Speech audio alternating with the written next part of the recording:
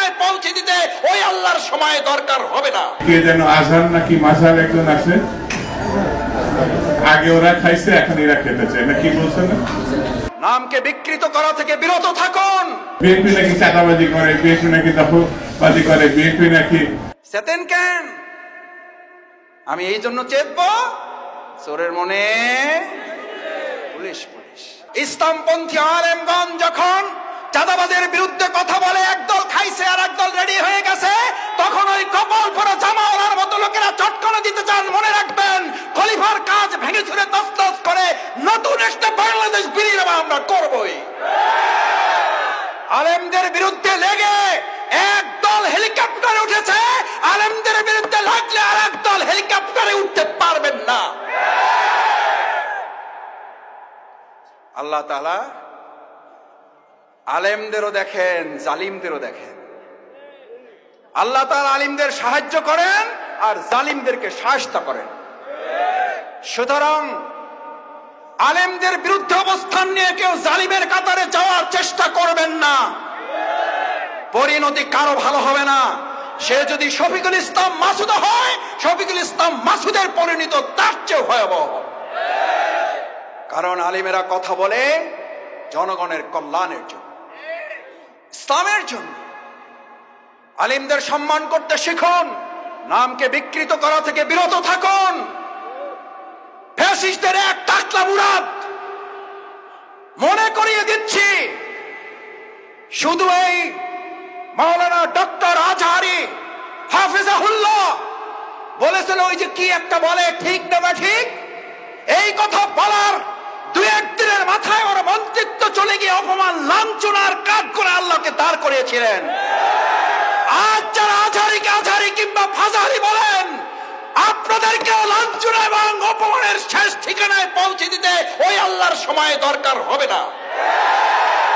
কি বলেন? আমরা জানি না আপনারা এগুলো বুঝে না নাকি না বুঝে, নাকি শয়তানের পাল্লায় পড়ে বলেন। মাওলানা ডক্টর আজহারি এই বাংলাদেশে কোন দলের সম্পদ নয়, শুধু মুসলিম উম্মার সম্পদ নয়, উনি গোটা পৃথিবীর মানব জাতির সম্পদ।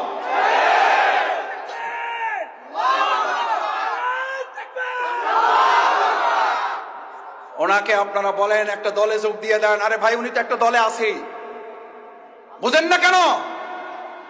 উনি তো একটা দলের কথাই বলেছে, সেই দলের নাম হচ্ছে ইসলাম।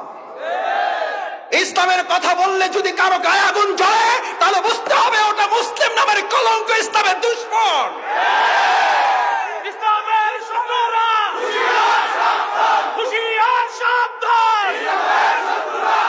আমরা বললাম সাদাবাজার রেডি হয়ে আছে।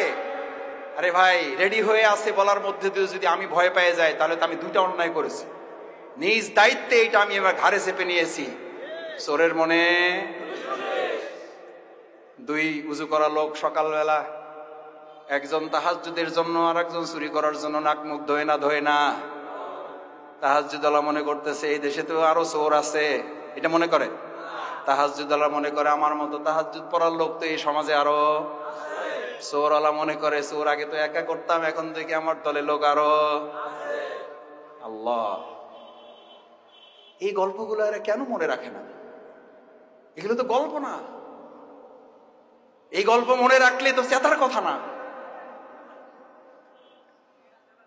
চেতেন কেন? চেতেন কেন? আমি এই জন্য চেতব, চোরের মনে পুলিশ পুলিশ। সে যেই হোক, শফিকুল ইসলাম মাসুদ যদি মনে করে আমার মধ্যে চোরামির অভ্যাস আছে, তাহলে পুলিশ দেখলে তো ভয় একটু। হাত কাটার ওয়াজ যদি করার পর ভালো মানুষেরা ভয় পাবে না চোরেরা ভয় পাবে? তাহলে হাত কাটার ওয়াজকে ভয় পান কেন? সুদের বিরুদ্ধে ওয়াজ করলে মসজিদের সভাপতি খেইবা যান কেন? আবুল হেকাম কিসের বাপ? বুদ্ধির বাপ ছিল, শুধু কি ছিল না? ইসলাম না থাকার কারণে আবুল হেকাম যদি আবু জেহেল হয়ে যায়, আজকে যারা রাজনীতি করেন আর তারা যদি বলেন ইসলামের মধ্যে টাইনেন না, ওই বেটা কি আবুল হেকাম না আবু জেহেল? ওই বেটার নাম কি? ওই বেটার নাম কি? ও আব্দুর রহিম হইল ওর নাম, ওই বেটার নাম আব্দুর রহিম হইলো, ওই বেটার নাম কি? ওই বেটার নাম দুদু মিয়া হইলো, ওই বেটার নাম কি? কথায় রাগ করেন না, বুঝে শুনে কথা বললেন। আবু জেহেলের লাইন ধরেন না কেউ,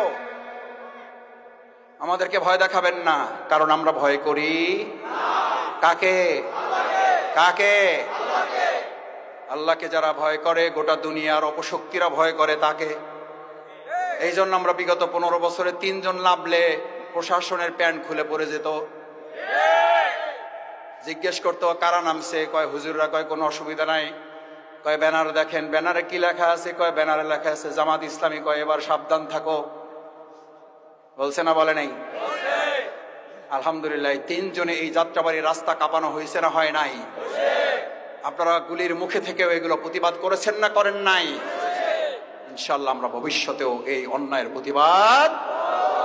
আসুন, ইল্লাল্লাযীনা আমানু, ঈমানদাররাই শুধু এই ক্ষতি থেকে বাঁচতে চায়। আমরা ক্ষতি থেকে বাঁচতে চাই, তাহলে ঈমান লাগবে, আল্লাহর আইন লাগবে, আল্লাহর বিধান লাগবে। শুধু মসজিদে না, সব জায়গায় লাগবে। ইসলামী সমাজ কল্যাণ যদি আল্লাহর এই বিধান দিয়ে সমাজ এবং রাষ্ট্র পরিচালনা করতে চায়, আগামী দিনে আল্লাহ রাসূল সাল্লাল্লাহু আলাইহি ওয়াসাল্লাম বুলেটের যুদ্ধ করেছেন, আমরা আগামী দিনে ব্যালটের যুদ্ধের মাধ্যমে রাসূল সাল্লাল্লাহু আলাইহি ওয়াসাল্লামের সেই বুলেটের যুদ্ধে অংশগ্রহণ করার আহ্বান জানাবো আমরা সবাইকে।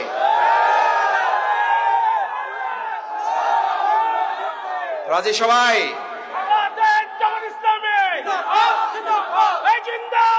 সম্মানিত ভাই এবং বন্ধুগণ, আসুন আল্লাহ সুবহানাহু ওয়া তাআলার কাছে দোয়া করি, আল্লাহ মেহেরবানি করে আমাদের এই ব্যালটের যুদ্ধে আপনি আমাদেরকে বিজয় দান করেন।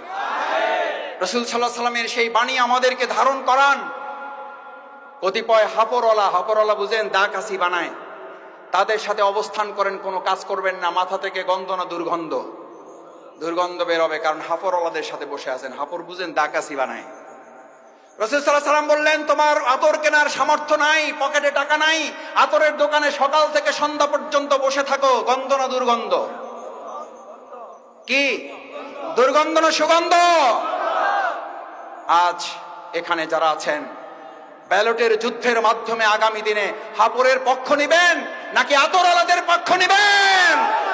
আতরওয়ালাদের পক্ষ নিবেন যারা, দেখি হাত তুলো।